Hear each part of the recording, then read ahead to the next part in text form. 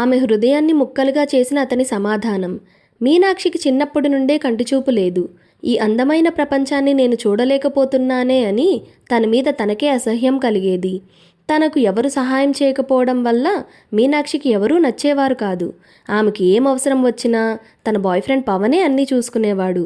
నాకు కనుక కళ్ళు వచ్చి చూడగలిగితే నేను నిన్నే పెళ్లి చేసుకుంటా అని మీనాక్షి పవన్కి మాట ఇచ్చింది.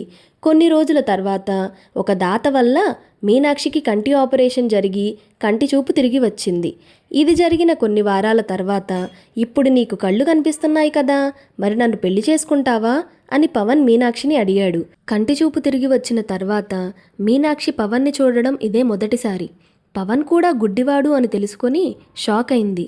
కొంచెంసేపు ఆలోచించుకున్న మీనాక్షి, నేను ఒక గుడ్డివాడిని పెళ్లి చేసుకోలేను, సారీ పవన్ అని చెప్పింది. దానికి పవన్ చిరునవ్వుతో, మరేం పర్లేదు గాని నా కళ్ళను మాత్రం జాగ్రత్తగా చూసుకో అని చెప్పి వెళ్ళిపోయాడు. మన కష్టకాలంలో మనకి సహాయం చేసిన వాళ్లను మాత్రం మనం ఎప్పుడూ మర్చిపోవద్దు.